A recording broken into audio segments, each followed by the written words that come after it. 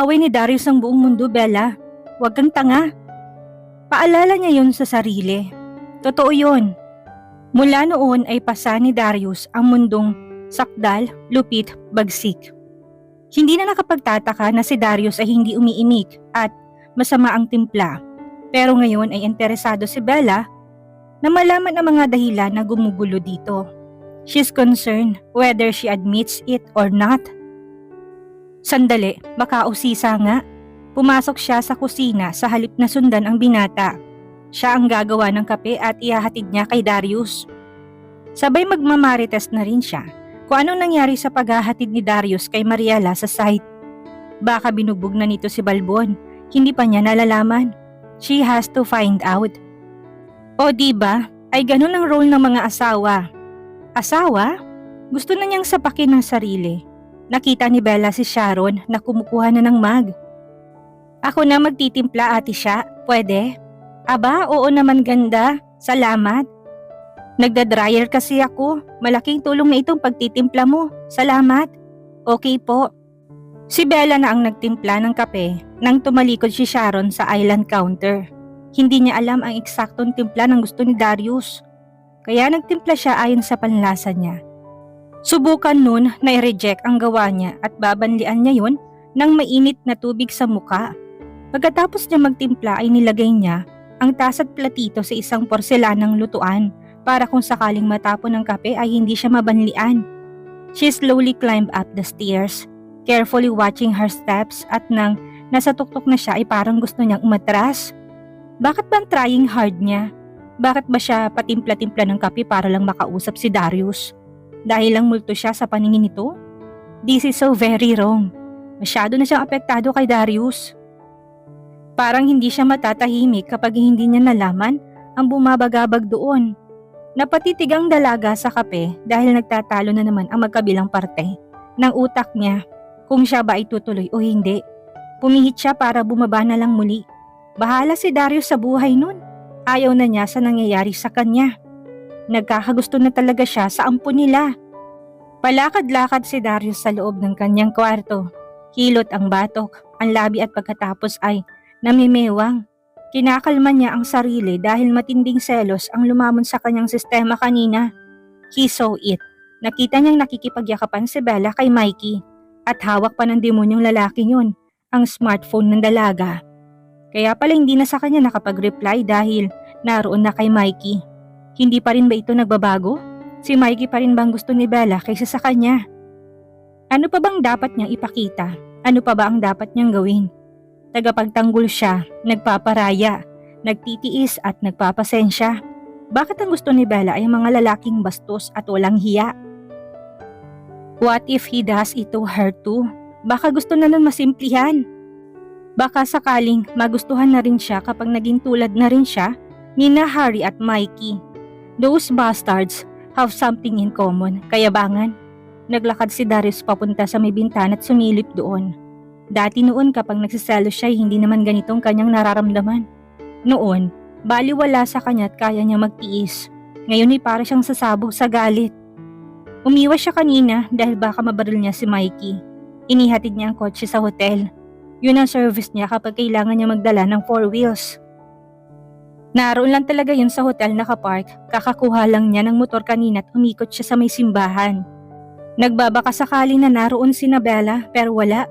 At kung hindi siya umalis sa hotel ay magpapang-abot silang tatlo. Heaven still kept him out of trouble. Thank God, his green-eyed monster defeated him earlier. Ang bilis ng patakbo niya papauwi tila bad trip siya sa lahat. Ang daming tauhan ang nadaanan niya sa daan kanina pero para siyang nahagibis. Napakabilis niya at malamang ay magtatakang lahat ng trabahante na hindi siya namansin. May kumatok sa pinto. Pasok! Aniya kay Sharon na malamang ay dala ang kanyang kape. May narinig si Darius na mga paa na naglalakad papasok. Lumingon siya kapag kawan at nakita niya na si Bella. Ang naglapag ng malaking cooking pot sa kanyang bedside table. Napakunot noo siya. Si Sharon? Salubong ang mga kilay na tanong ni Darius. Sabi ko ako na magtitimpla ng kape at maghahatid. What's bothering you ba? You're not okay. Anito sa kanya pero tumalikod siya ulit. Anong pakialam mo? Masungit na tanong ni Darius. Ibinuga niya ang usok ng sigarilyo pa itaas. Ang yabang mo! Inaano ba kita ha? Mas galit na tanong ni Bella sa kanya. I'll kick you. You want to? I just wanted to know what happened. Para ano? Naiinis si Darius na pumihit at tinignan nito. Naglakad siya papunta sa misita at kinuha ang kape niya.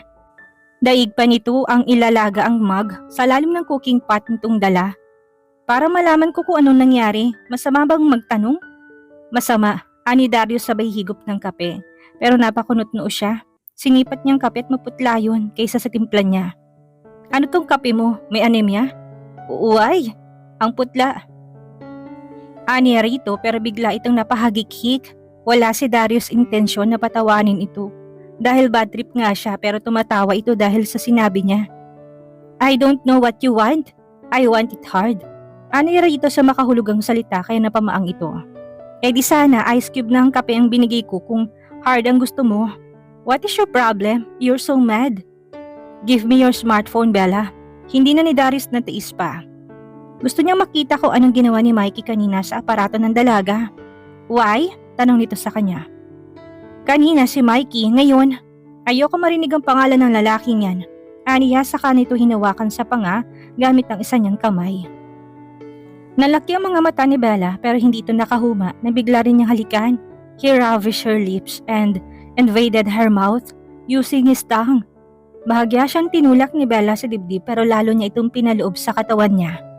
Darius, ang dahas mo! Anito sa kanya't pilit na umiwas ng muka. Pero hinabol niyang labi nito at binagalan niyang ginagawang paghalik. Hindi ito umiwas lalo na nang yakapin niya sa bewang. Humawak ito sa mga balikat niya at tumugon sa halik niya. Halos tumingkaya dito para magpantay silang dalawa. She's really kissing him back. Pangalawang beses ito na humalik ito pabalik sa kanya at hindi yung sa pilitan. Agad na dumausdo sa mga kamay niya sa may balakang ni Bella at dumobleng paninigas ng kanyang harapan. Ang selos ni Darius ay napalitan ng matinding pagnanasa dahil sa pakikipaghalikan ni Bella sa kanya. Kung kanina'y matigas ang mga labi niya at mapusok ang kanyang kilos, ngayon ay naging banayad yon at hindi nagmamadali. Sisiguraduhin niyang siya ang pipiliin ni Bella at hindi ang mga kumag niyang karibal. Humawak ang dalaga sa buhok niya at may kumawalang ungol mula rito, kaya para siyang apoy na binuhusan ng gas. Napamura siya, sa kanya ito pinisil sa pangupo. Lalo itong yumakap sa kanya at lumalim ang halik. Saan sila pupunta sa ganitong sistema? Itutuloy na niyang hindi natapos kagabi dahil sa kalasingan niya. Tinulak ni Darius si Bella sa kama niya at bago pa man ito makahuma ay agad niyang kinubabawan ng akmang babangon. Hindi ito pwedeng matauhan. She has to stay this way, wild and responsive to him. Kukunin na niyang dapat na matagal na niyang kinuha dito. Kinalikan niya ito sa labit, minaba niya kagad ang kamay sa isa nitong hita. Sandali, we have to talk. Anito sa kanya't mukhang hindi pa papayag sa pwedeng maganap. We will talk. Anas ni Darius sa may tenga nito.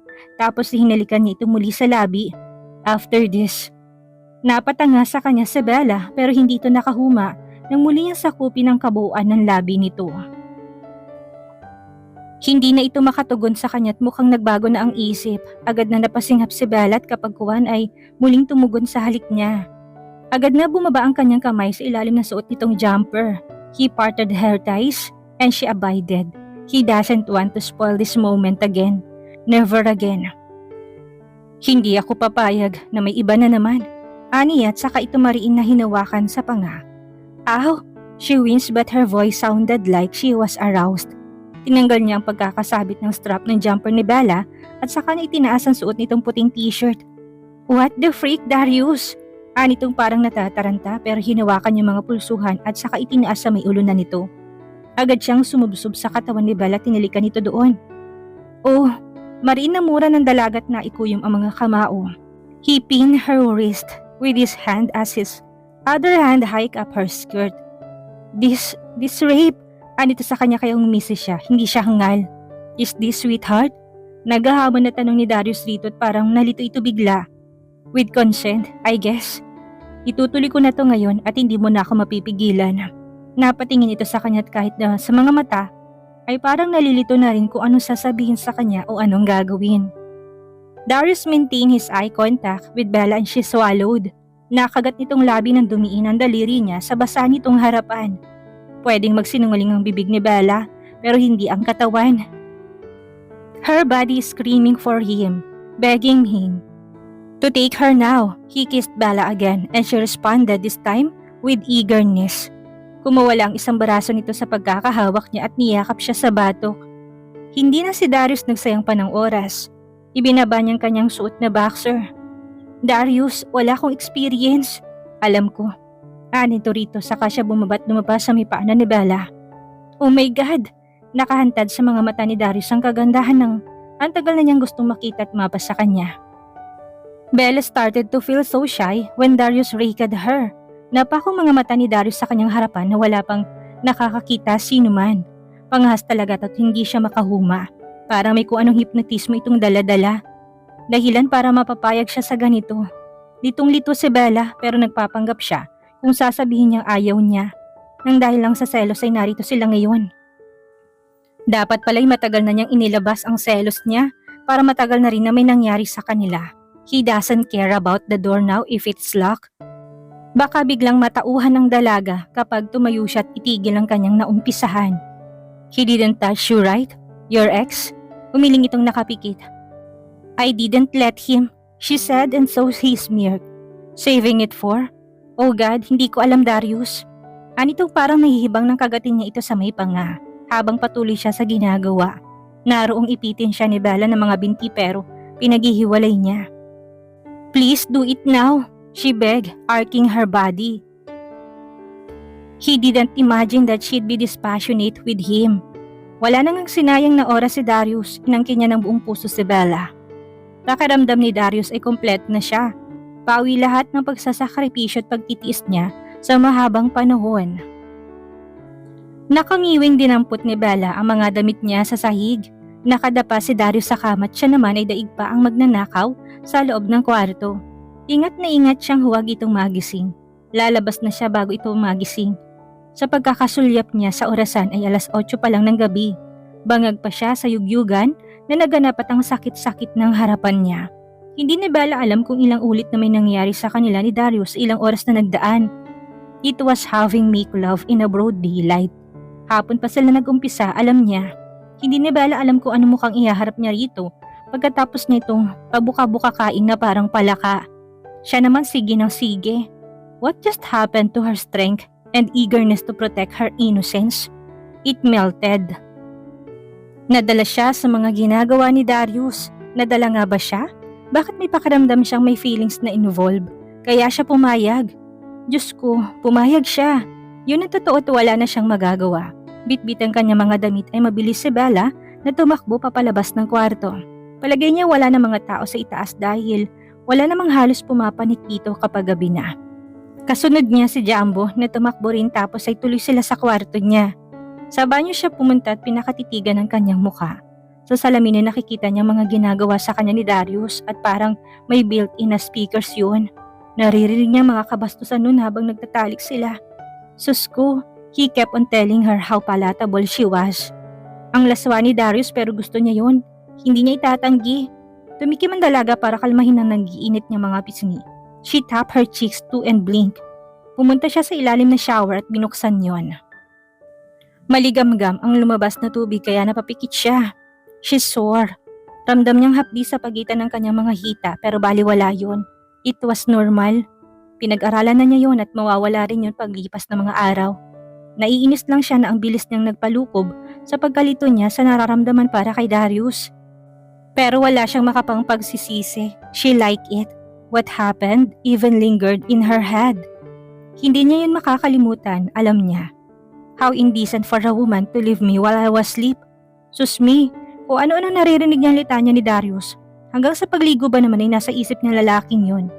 Nababaliw na siya.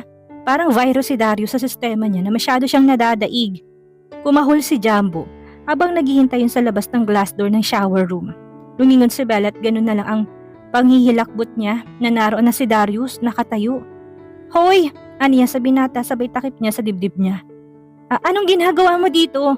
Bakit mo tinatakpan yan, Bella? Akin yan. Walang hiya, akin to. Bakit ka nang aangkin?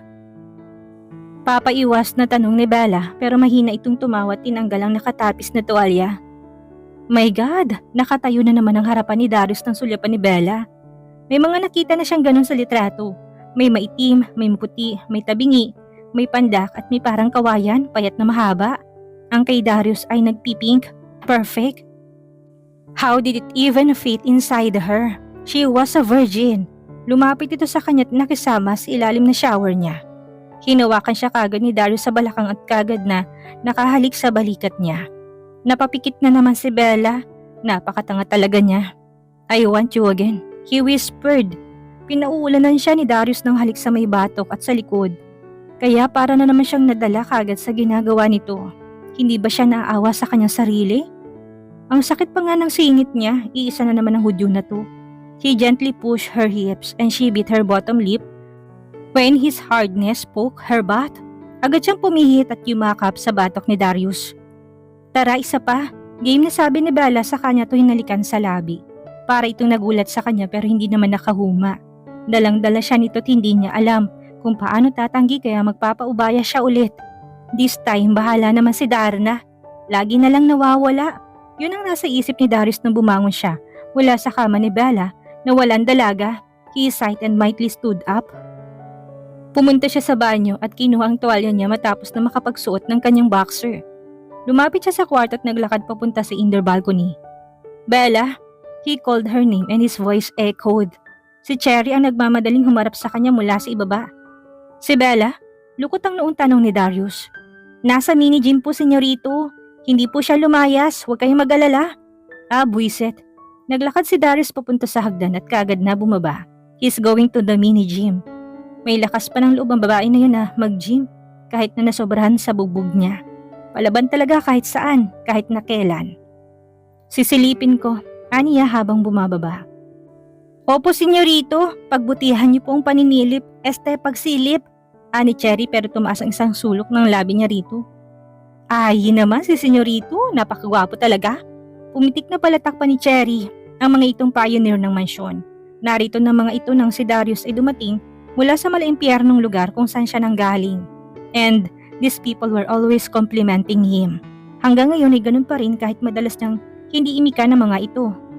Ngiting tagumpay ka, senyorito, naka-jackpot ka ba sa loto?